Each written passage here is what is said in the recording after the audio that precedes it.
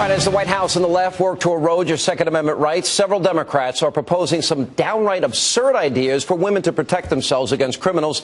Let's run through a few of these. Now, two lawmakers in Colorado, they're urging women to rely on call boxes, safe zones, whistles, the, quote, buddy system, and even, get this, ballpoint pens if they're ever in danger. And there's more. When in doubt, one university in Colorado suggests vomiting on the attacker. But if that doesn't work, you can try urinating or faking a faint or a seizure. And not to worry, ladies, if you don't feel comfortable with those pathetic recommendations, crazy Uncle Joe, he's got some advice of his own. Listen to this. If you want to protect yourself, get a double-barrel shotgun, have the shells, a 12-gauge shotgun, and I promise you, as I told my wife, we live in an area that's wooded and somewhat secluded. I said, Jill, if there's ever a problem, just walk out on the balcony here, or walk out, put that double-barrel shotgun, and fire 2 blasts outside the house. I promise you, who's ever coming in is not going to. You don't need an AR-15. It's harder to aim, it's harder to use, and in fact, you don't need 30 rounds to protect yourself. Buy a shotgun.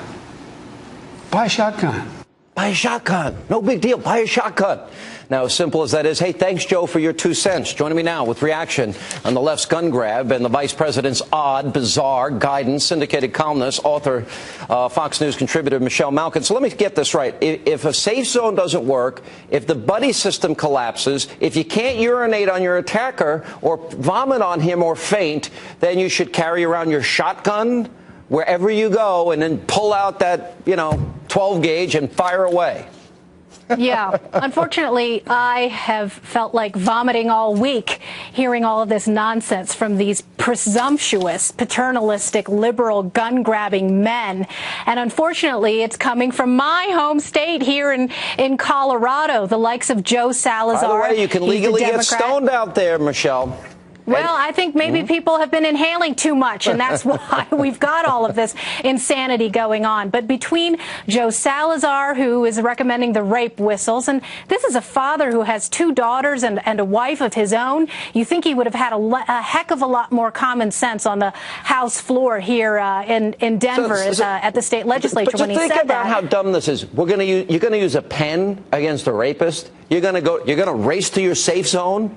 I'm going to urinate on you. That'll stop you. I mean, this is real. This is dangerous now. And we're talking about a serious topic. This is so dumb coming out of these politicians.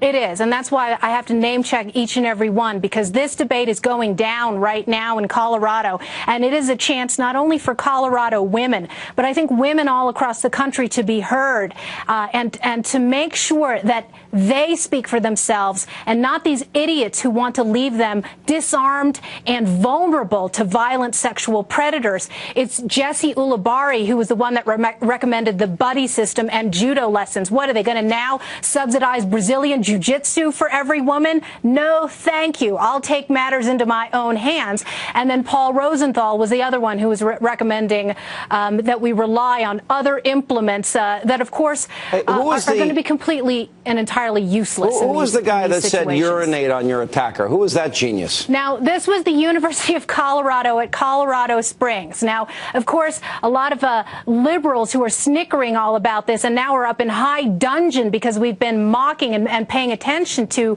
these tips are saying, well, Colorado Springs is supposed to be conservative. Well, guess what? Unfortunately, at many of these colleges and universities, whether they're small or large, in places like Colorado Springs or in the Ivy League, they have been poisoned. There is a cancerous attitude that women should be passively resistant, that they should do everything but learn how to arm themselves and use arms as self-defense. And so that's why you get these ridiculous things that we should use assault bodily fluids like vomit and urination, or in the case of Oregon State, telling us that we should tell potential attackers that we're sick or that we're pregnant or have a sexually transmitted disease, and this will be the great deterrent. And is there a belief that if you faint, now you're on the ground? Yes. In a vulnerable position, that's really stupid and dangerous for women. The single best thing that we can do is they can be trained in the use of a firearm. They can learn some type of take defense classes. That would be very helpful. I would recommend the firearm personally. Let me ask you this. We have another situation in Wisconsin. You know about this University of Wisconsin Duluth and this campaign launched to increase awareness about racial favoritism. They've got a new PSA out. I want to roll it for our audience where, well, it'll be self-explanatory. What do you mean we're lucky to be white?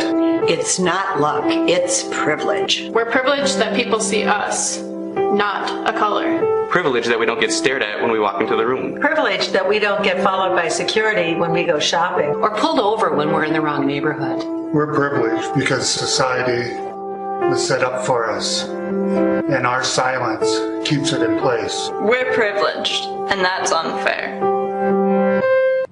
What's your reaction to that?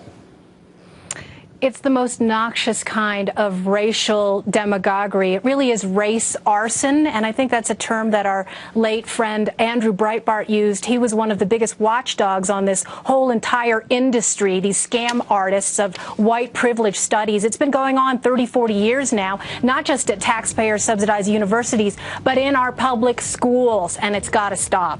All right, Michelle Malcolm, always love having you on the program. Thanks for being with us. You bet.